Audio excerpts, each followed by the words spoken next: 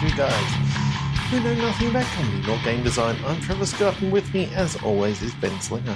Yes, I'm here, and we are continuing the deck sessions. Yep, this will hereto be known as the deck sessions, where we listen to a possum pissing down onto the ground. We're waiting for it. The past few weeks, it has sort of Kicked off the podcast. We know it's time to start when the possum climbs the tree and pisses onto my driveway, but the possum seems to have a bit of a shy bladder tonight, so Maybe because the lights are on. Yeah, we do have a couple more extra lights on. Mugenics just came out. Yes. We've been playing. That's been a lot of fun. So the music is in our head right now. Meow, meow, meow, meow. Great music in it.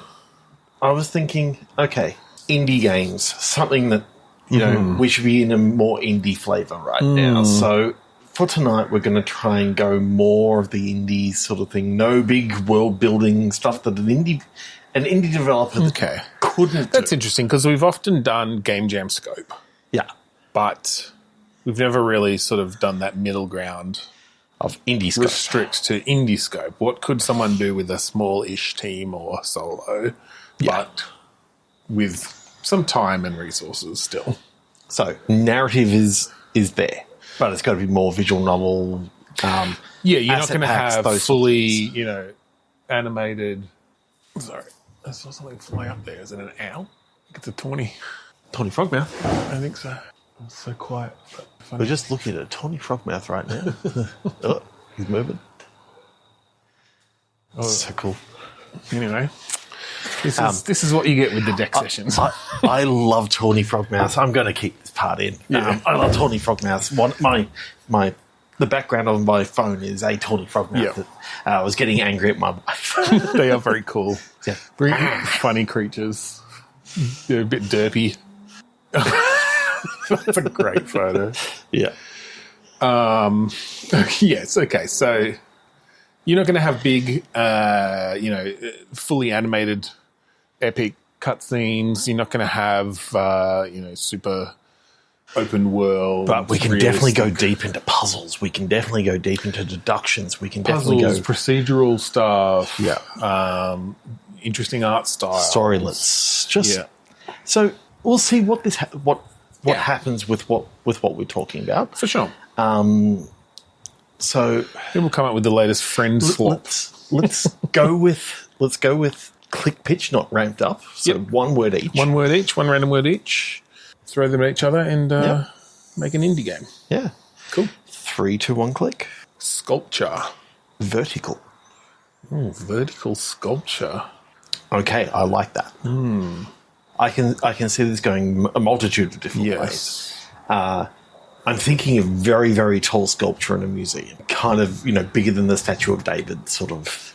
Oh, yeah. Well, I'm thinking almost even bigger. I wonder if there's something there around multiple people climbing this piece of marble that they're having to, sculpt out their own little pieces. Oh, you know what could be interesting there, actually? Do you remember how, Reddit a few times has done their thing? I can't remember what they call it, but it's the 1,000 by 1,000 or 10 million by million pixels or whatever it is. Or 1,000 by 1,000. Where people can just put down a pixel at every minute or whatever it is. Yeah. It'd be interesting to have and I think this is doable in the indie thing. Yeah. But in 3D, where you're sculpting out of a large voxel thing, essentially. Except if you're sculpting, I guess you can't put things back. So it would be really interesting to see how that changed over time from just a solid block into it'd almost be just a social experiment sort of thing. Yeah, I like that. I think what you need to do is once something gets disconnected, if they've managed to carve a hole, or have this so it literally can't hold itself up. Yep. Potentially, if they cut away the entire bottom, the whole thing just falls over and Yeah, I wonder what you do there. I hadn't thought of that, but that's an interesting thought, isn't it? Because, yeah, you could do just the Minecraft thing and let any disconnected voxel stand up. But I like the idea that's of less interesting. Yeah. adding physics to it. So you need to be careful. It's like, oh, there's only one voxel holding this on. It's too heavy. Bang! It's just going to fall down from the ground. Maybe that might get tricky because then you're having to deal with actual forces on voxels. But you could do it that any disconnected voxel becomes its own physics entity, essentially, if it's disconnected from the main bulk. And then, yeah, you would have to have some solution for disconnecting the whole, like... How many voxels high cutting it down? I mean, I think I'd want to try to do it in a way where you could do some reasonably detailed sculpting at a smallish level. So, I don't know, maybe...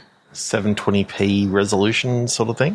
1280 by 720? I was thinking more than that if you could do it, but I haven't worked with voxels enough to know the sort of extents that you could get to with a lot of voxels in that small an area.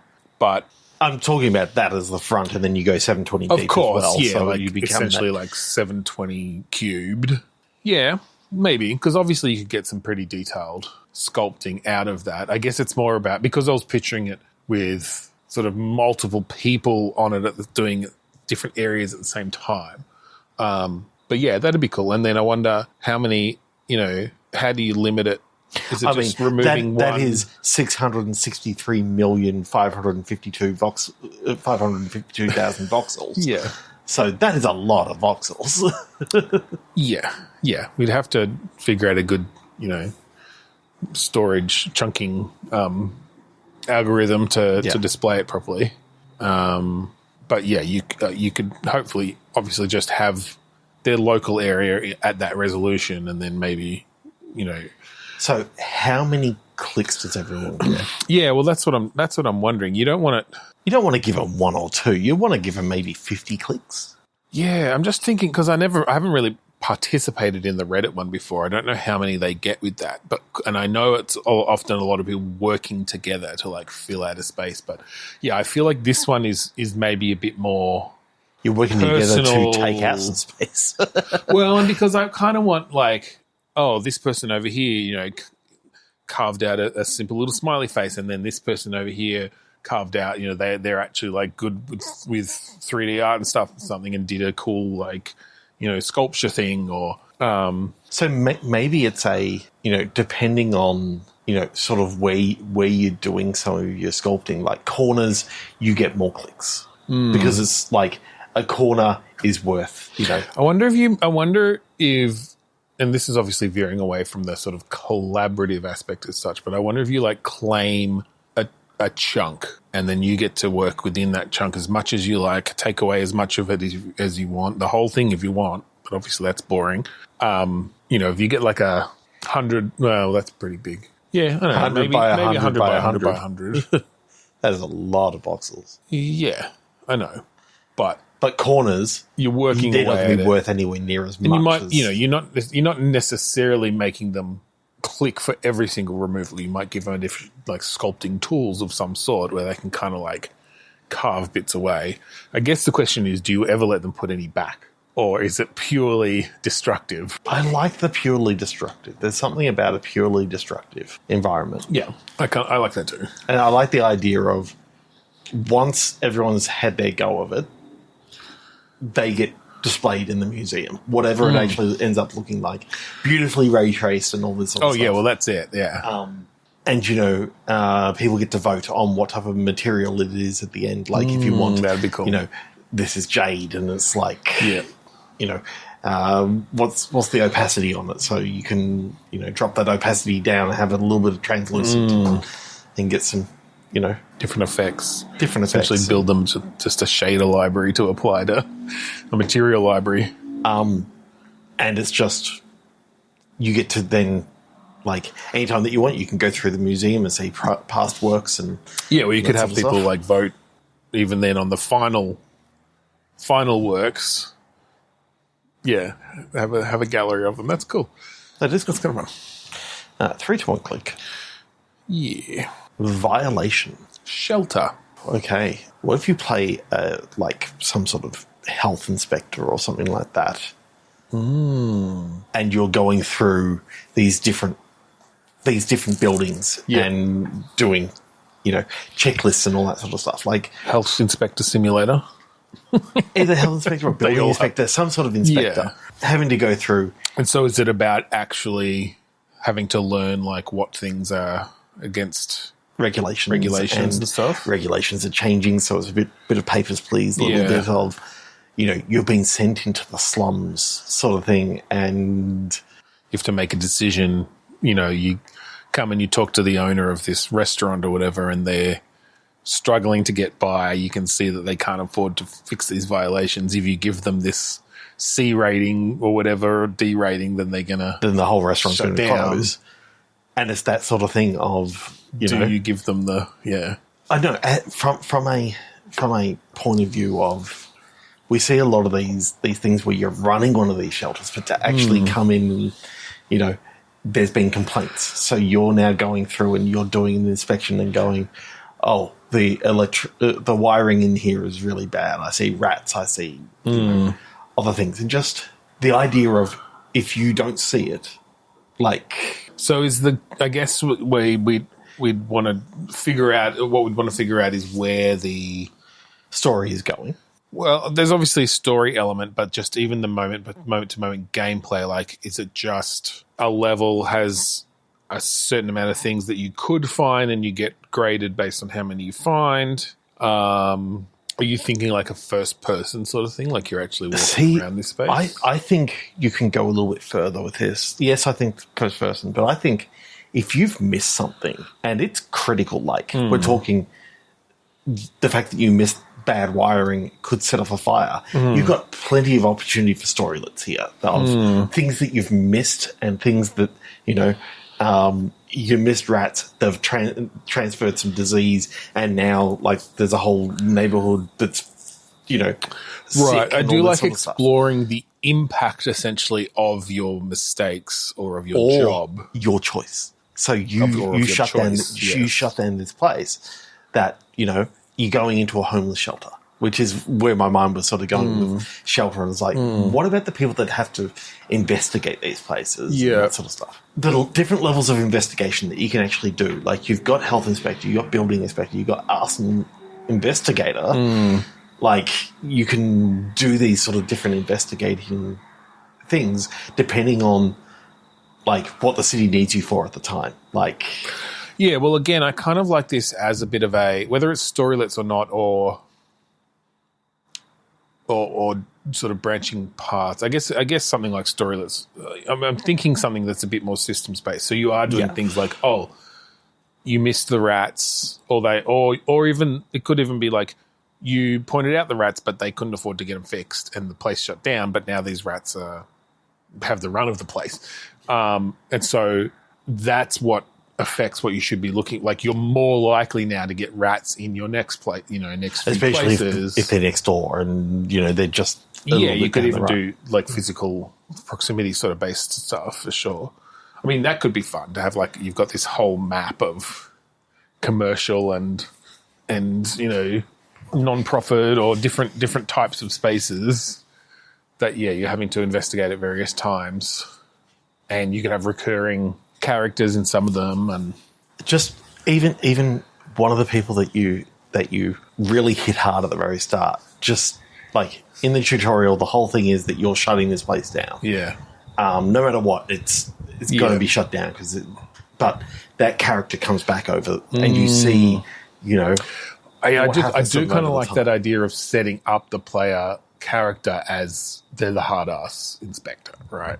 And whether the player then plays it that way the whole time or not, it does it become a redemption story, or does it actually become like you could be leaning on someone and it causes like the knock-on effects from that. The knock-on effects is that a bunch of people die because you didn't. Yeah, because they all got food poisoning and it was really, really bad. Like, you didn't notice the dead rat in the water tank up the very top, and that's caused listeria or some bullshit like throughout the house. I don't know. There's numerous different things that it could actually cause, especially with still water and all that sort of stuff like that. That could be pretty terrible Yeah. sort of stuff, but have big implications later on. It's like there is a reason why, as much as you want to do the right thing by the neighborhood, like sometimes you've got to be thinking about, like, sure, this person may not have the money to do this right now, but you're going to hurt the one and help the many. But maybe them closing this down, this was the heart of the community town, so or something. It's almost like you can't you can't win every run sort of thing. No. I definitely like the idea of having random sort of things.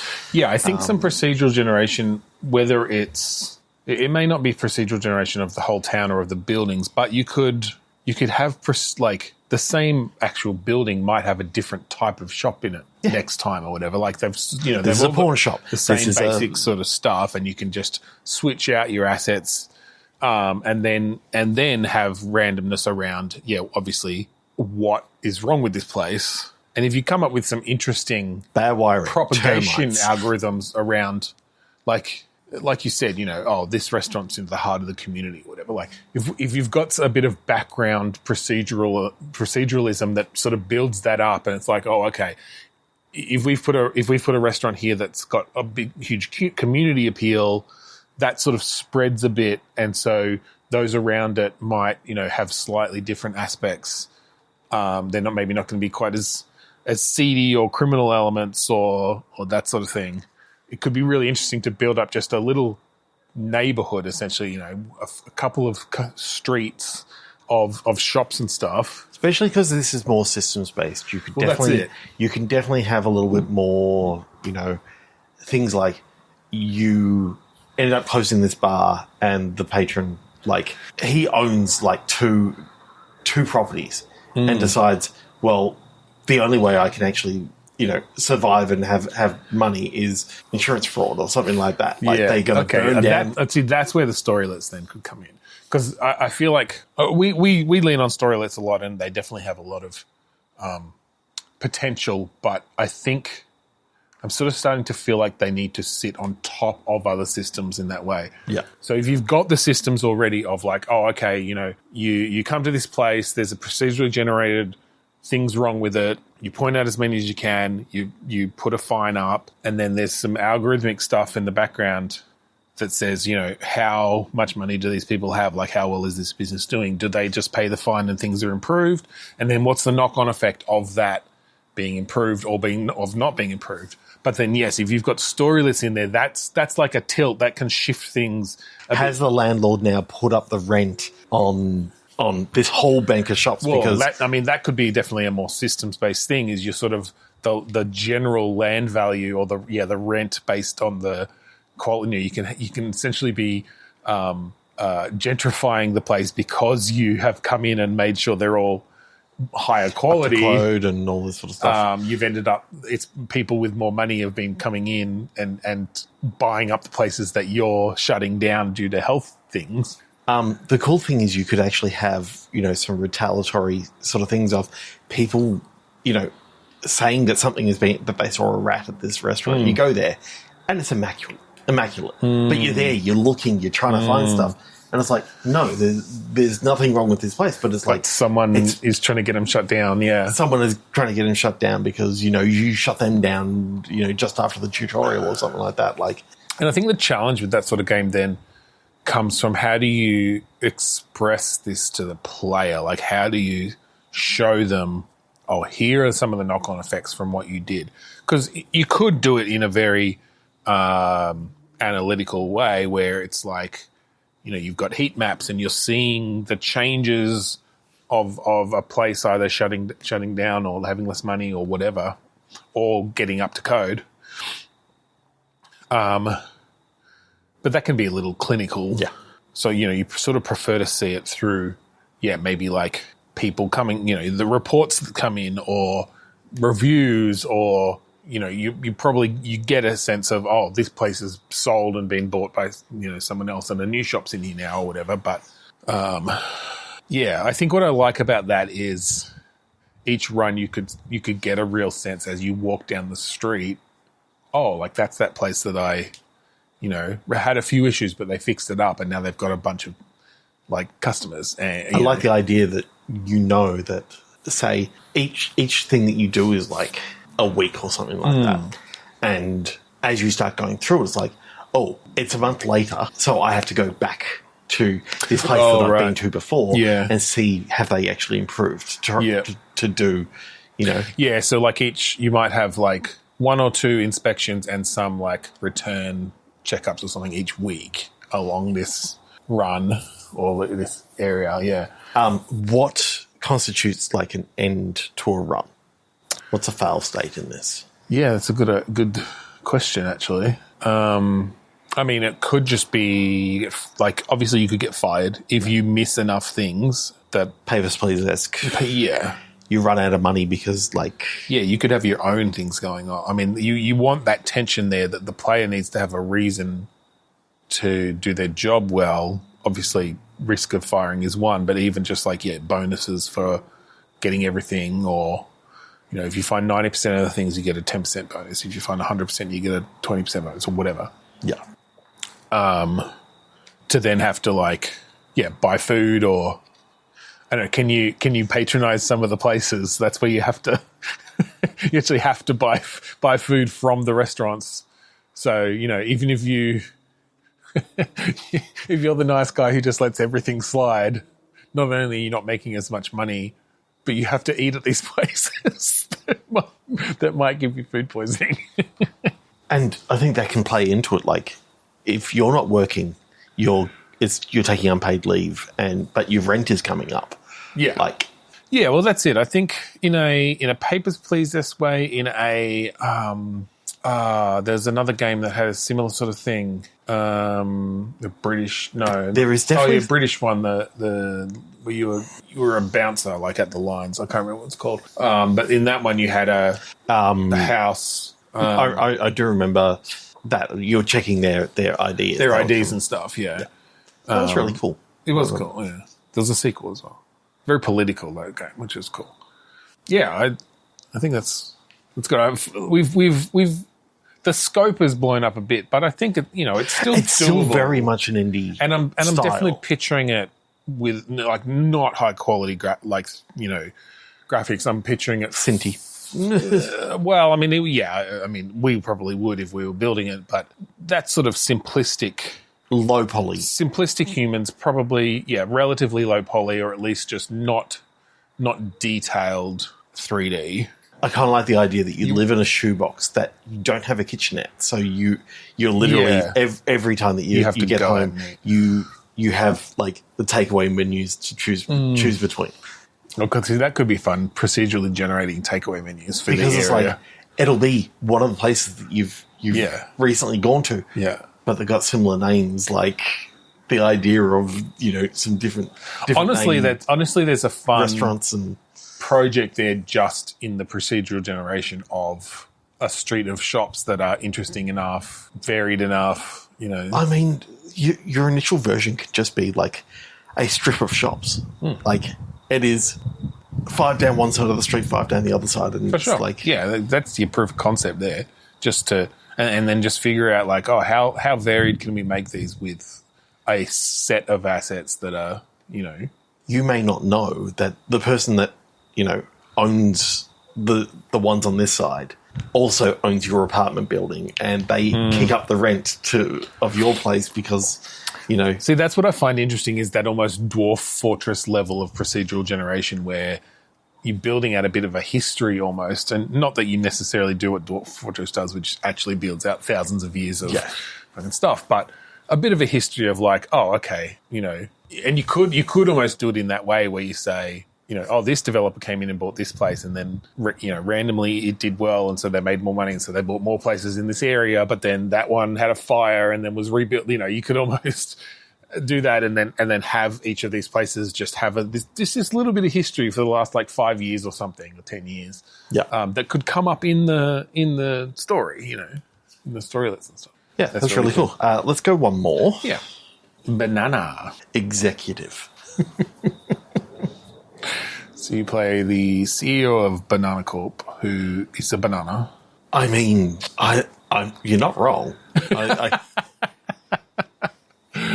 I'm picturing there's an something opening about- cutscene, or I almost don't even want it to be like anthropomorphic. It's just a banana. well, I was picturing a cutscene of like going up one of these, glass elevators, looking out at the building. You're going up to the top floor of your your executive suite up there, your board meetings or whatever. You excuse yourself to go to the bathroom and you turn into the mirror and like there's a fucking banana. Yeah, you're a banana. You've been introduced to the company through all this. You're Banana Corp. You're just assuming you sell bananas or something, but no, It's Banana Corp because you're a banana. you're a banana. It's actually a tech company. You do mobile phones just like Apple do. Yeah, it's basically an Apple parody. On the back of the phone, it's just banana. Get a bite out of it. Skin's still on.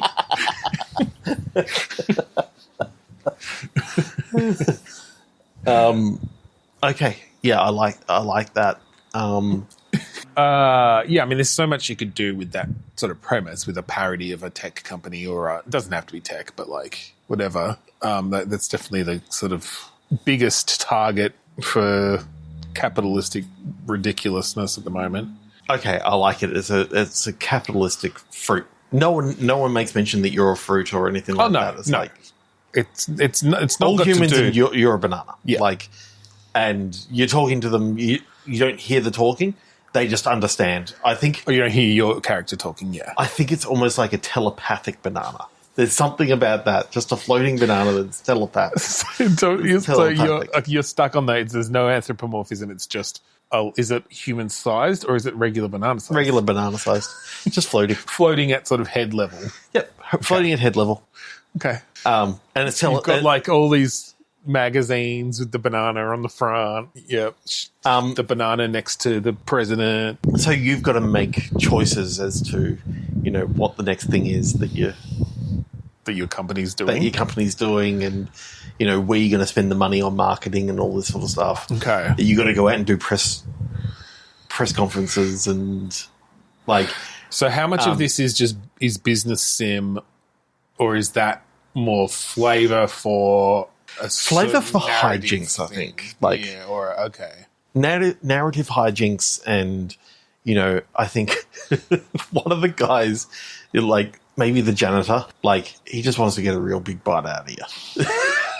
And, when he's in your room, emptying out your bucket, you've got to be very careful. You can't be you're still having to do your work, but you can't let him get behind you. Because how are you picturing this? Are you picturing it first person or First person? Okay, so most of the time it doesn't matter that you're a banana. No. It's only if you look in the mirror, or you look down and see your shadow, and you just see this banana floating. We can do some slightly higher quality graphics on this and have some nice reflective surfaces occasionally. But if it gets too hot, because it's also about, you got to go over and adjust the thermostat because you don't want to go brown. You don't want to go brown.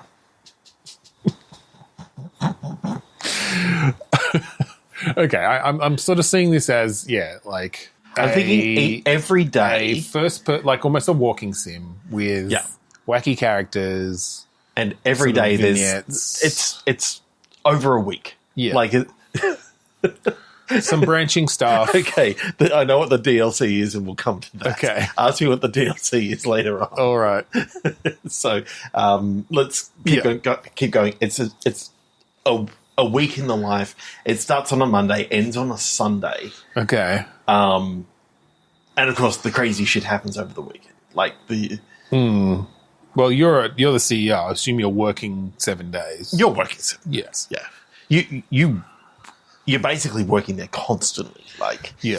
And I think in each of the days, there's sort of there's progression points that are going to take it to now it's lunchtime, now it's evening, now people are starting to go home, now the janitor's coming in. I almost want to do a Seance of Black Manor sort of thing where certain things take up time. Okay, yeah.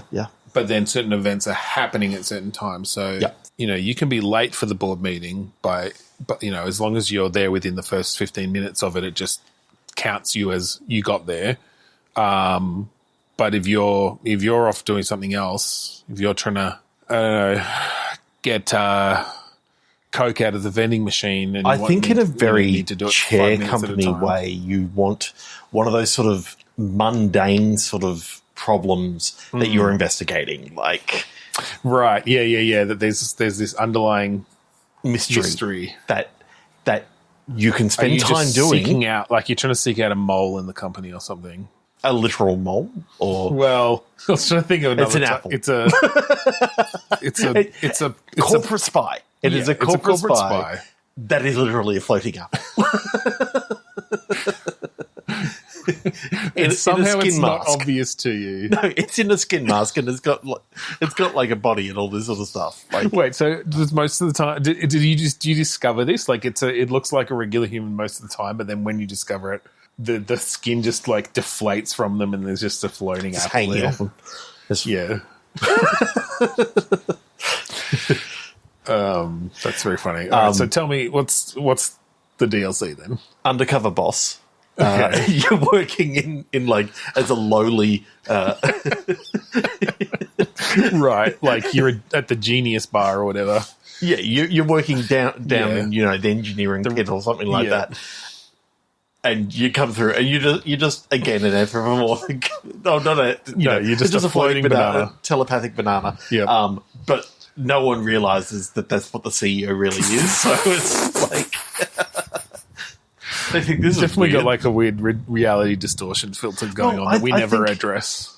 I think it's just one of these things of there are other fruits working here at Banana Corp, like, or there's other. Oh, really? There's, Okay, other, so like there's a stapler who's your secretary or something like that. It's a red stapler. Yeah.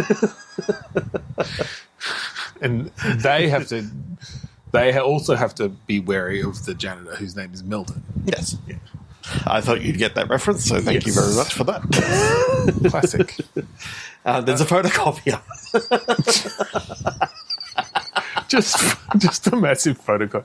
Everyone's like, "Ah, shit, get out of the way, Bob's coming." Coming through with his wife a UPS.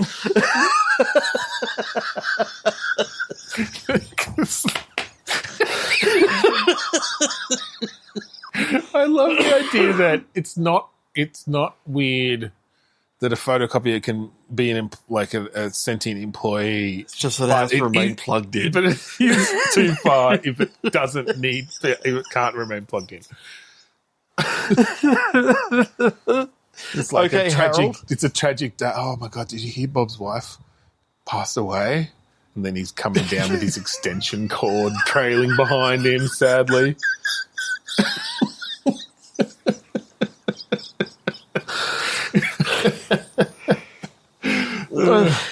At one stage, you have to call him in, and it goes, "We're going to talk about this, Bob. Someone's been complaining that you and your wife are having sexual relations because you continually plugged into her."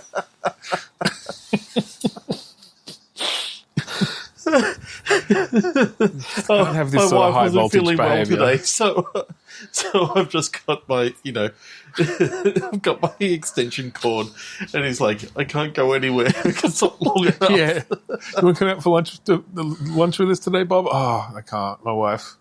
I brought a packed lunch, and it's just a packet of Xerox paper. Okay. All right, I think that's well and truly the end of the episode. Well and truly. If you would like so fun to find our previous episodes online, go to bitstormcast.com or anywhere that you find lovely podcasts. And if you want to find out about our game that we're making, you can go to bitstorm.games. Yeah, and if you like the song that we play at the start and end of each episode, that song is called Mount Defiance off of the album Contain with Failure by the band Kuradust. Go find it at kuradust.bandcamp.com. It's the last song on the album. Yeah. Go enjoy it. That's right. So thank you again for joining us this week on Bitstorm. I'm Ben Slinger. I'm Trevor Scott.